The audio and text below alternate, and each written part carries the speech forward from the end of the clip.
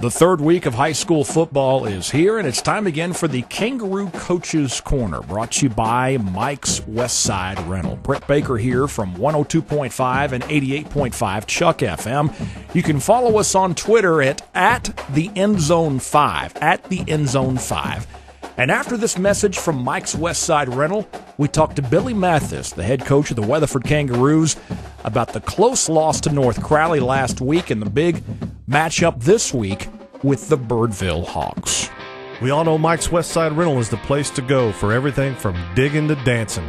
But don't let the name fool you. Mike's Westside Rental in Weatherford is pleased to announce that we are now an authorized full sales and service dealer for Echo power equipment and Skag zero-turn mowers. That's right, Echo trimmers, blowers, and chainsaws are all for sale at Mike's Westside Rental. Now you can own the best yard equipment on the market with the industry's best 5-year consumer warranty. And while you're at it, mow your lawn with the best zero-turn mowers available, Skag mowers. Skag is the #1 choice of professional landscapers, but they also build a great line of homeowner zero-turns as well, for lot sizes from 1 to 100 acres. Be sure to check us out online at mikesrental.com and like us on Facebook for deals and giveaways. Or just come in and see us at 449 Southwest Rick Williamson Highway. That's Mike's Westside Rental. We are back for the Kangaroo Coaches Corner with Billy Mathis, the head coach of the Weatherford Kangaroos, brought to you by Mike's Westside Rental. And Coach Mathis, I know it's a tough one to swallow when you have the lead for just about all of the game, and it goes away. A tough loss to North Crowley this past Friday night. No, it was a tough loss. It's a any loss is tough, but this one was really tough because I felt that we had the game. We had a great game plan, and we executed well at times. We've got to do a better job as coaches to get us over this hump of, we're up 14-0 at one time. We were up 28-14 at one time. And, they were a very talented team. Anybody that was there saw that. That quarterback was special. Yeah, Caleb Leak, yeah. He was, and he's just a junior. He's gonna be special. And man, what a competitor. Coach Allen over there, he's done an unbelievable job with them. But there were times where we had them wrapped up, where everybody was right where they were supposed to be, and just slipped out of a tackle and outran us. And those things happen. But, we've got to be able to overcome those things. We've got to make sure we don't hurt ourselves with penalties. And some of the penalties you go back and watch, and I just think, my goodness, how would they even call that? Ken throws the deep pass to Ray Huang there on the long one. He catches right, and they call a holding call on us. Their defensive tackle chopped our offensive lineman and grabbed his ankles, and our guy fell on top of him, and they call holding. But, it goes back to we've got to execute. We got to take care of business. So when you get a call like that, good or bad, it doesn't affect the game. Right. I thought Caleb Leak had over 100 yards rushing in the second half. You think that's close? He really got after it in the second half, the quarterback from North Crowley. Yes, he did. He did. And we knew the game plan when they went into an empty set where he was back there by himself. We knew they loved the quarterback draw there, and he just beat us a couple times. When we beat ourselves, I think those are the hardest. All the losses are hard, but this one was especially tough.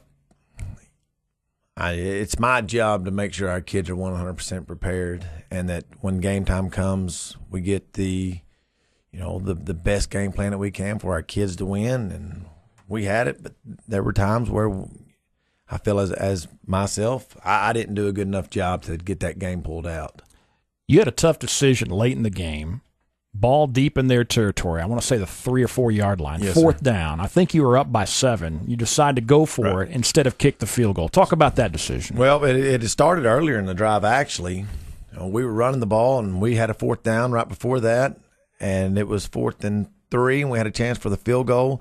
But I felt at the time, that we were having a hard time stopping their offense, and we got the 1st down, and we were really controlling the ball, and our offensive line was really dominating their defensive line, and we just kept getting 3-4 yards at a time. And talked to Coach Christensen and the other offense coach. I said, let's keep it going. And we get down there. We're on the 3 yard line, I just thought their 2-yard line, there's no way they can stop us for a yard. No way they can stop us for 2 yards. They hadn't done it the entire time, and I was wrong. That guy shot through, and he made a great play. He made a great play. That's part of it. And I knew our defense, they had a rest because we had a good drive there. Our defense was over there on the sideline, caught their breath a little bit, and they were ready to go. Those are always the tough ones. Yeah. 4th down, what do you want to do? Yeah. I know this. Where we're setting, where we're at, I had the confidence in our team that we were going to go down there and stuff it in, that we were going to go down there and score the touchdown. And I told our kicker, I said, man, it's nothing against you. And he understood. I said, I have complete confidence in you. I said, but we got to go score touchdowns. That confidence will pay off later down the road. It will. And if we would have scored there at the end, we were going for 2. I wasn't kicking an extra point. That's the next question I was going to ask you. We were going for 2. I wasn't going for the tie. I wasn't going for overtime. We were going for the win. Yeah. And that's what our boys need. We've got to play to win. We get ahead, and it's kind of have a little bit of a lull. And once again, my job to get us out of those lulls. We can't play to play conservative, to not lose. We got to play to win every single down. Billy Mathis, head coach of the Weatherford Kangaroos. The team you've got this week, it doesn't get any easier. The Birdville Hawks, they're 2-0. They beat Keller Central week 1, won last week as well. This Ladarius Mixon, running back, ran for over 1,300 yards last year. Talk about Birdville, what they look like. He is. Talking about Ladarius, he's a stud. He's a lot like the North Crowley quarterback. He's big, he's strong, he's a good football player. Not only does he run well, but they release him out of the backfield a lot and throw the ball to him. He's a dual threat guy. Quarterback solid, more of a thrower than a runner this week. But he manages their offense very well. Coach Holbrooks does a great job over there of what they do. They'll have 5 guys out in routes at times.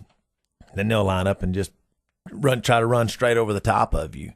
Defensively they run a 3-4, and they seem to always be in the right place. Very well coached, very fundamentally sound team, and it's good. It's going to be it's another great challenge for us. It's a game that I know we can go out and win, but we've got to go out and take care of ourselves. Go out and we've got to execute. We got to cut out some of the mental mistakes. We got to come out, some of the things that hurt us, right? We got to cut out some of those things. If we'll do that, and that's been our focus all weekend long with the coaches, with the kids this morning, guys. There's no difference in our preparation. We're going to work on us getting better. Us getting better, staying focused on us, is going to help us win these football games. That's a big Nick Saban thing. He very rarely talks about the opponent. It's all about, if your team does what it's supposed to do, you're going to have a chance to win the game. And I take it from meeting with you for nearly 2 years, that's week to week, that's what you're focused on more than the opposition. Absolutely. Because you're going to get out there, and if you get lined up right, if you have your rules, defensively you get lined up right, you have your rules, no matter what they come out in, you know how to get lined up. If you can get lined up right and know which gap's yours, get your eyes where they're supposed to be, there's not a play that you hadn't worked on all week, or a play that if you've never seen that's going to be a surprise. You take care of your job. Same way offensively. You talk about our rules with our offensive line, where they come out in a 3-man front, 4-man front, 5-man front. We have rules. We stay with our rules no matter what they jump into. We've got a chance to have a successful run play or successful pass play. We just have to go out there and execute it. And nobody plays a perfect game. Nobody coaches a perfect game. But we're getting closer. I know we improved, even though we had the loss this week. I felt like we were better this week than we were last week, and I know we're going to be better this week than we were week 2. And it's already week 3, which is crazy to me. Time flies so fast. Gosh, it just seemed like yesterday. Nearly a third of the season is going to be over this weekend. District's coming up in 2 weeks, and I tell people all the time, I want to be hitting on all cylinders right now. We're not, but we're moving that way. And when it all matters, when district comes, hey, we're going to be dialed in 100%, doing what we do, playing hard-nosed Weatherford Kangaroo football. Billy Mathis, the head coach of the Kangaroo football team. Injury front, how you doing on the injury front right now? Doing good, yeah. Aeneas Gray had a great game, right? He was kind of he did have beat up a little bit. And I give those guys, I don't give them enough credit. Aeneas and Thane and Cisco and Ray and Peyton and those guys that play both ways. Golly. So much. And then they did such an unbelievable job. And Aeneas get back there, and I can't remember exactly how many yards he rushed for. I think it was over 150. Yeah, I think that's 160. Right. But man, what an unbelievable job that he did. We asked him to play defense, we asked him to play offense, he played special teams, did a great job. So did the other guys, and I'm just so proud of them. So proud of the guys, and that's what I think makes a loss hard. You hate losing. I just hate seeing the disappointment in my guys' eyes, man. And they were hurt after it, and I was hurt because they're hurt. But it's a new week.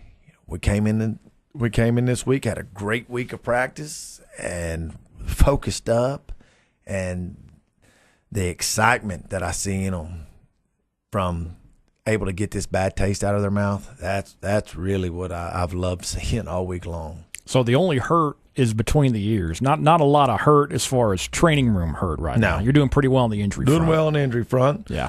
Doing well on the injury front. So that's always a good thing.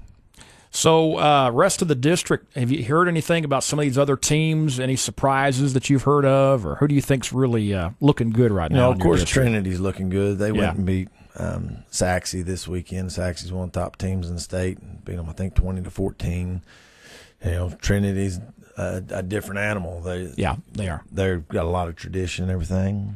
San Angelo Central quarterback tore his ACL, I believe, and I heard that he's out for the season, and it just breaks your heart for a kid. And nobody don't want any kid to ever get injured, and hearing that happen, you just know for his family, for him. The good thing is I think he's already committed to Texas Tech, so I'm sure Tech will honor their commitment, which is a good thing. Abilene beat Midland Lee. Yeah. Which, they lost week one. Abilene, I'm sure Coach had them rolling this week, had them focused up, ready to go. Pascal won again. Richland won. LD Bell lost. I can't remember who they lost to, but they lost to a good team. So, the district opponents are winning. We got a great district. We got a tough district. But that's why we have these games to play. These games that we're playing in non-district are to get us ready for district. So we're going to be battle-tested, battle-ready. And once we get in the district, we're going to go get after it. Going to get after it. Looking forward to it. Looking forward to Friday night on 102.5 and 88.5 against the Birdville Hawks. Coach Mathis, thank you again. Thank you.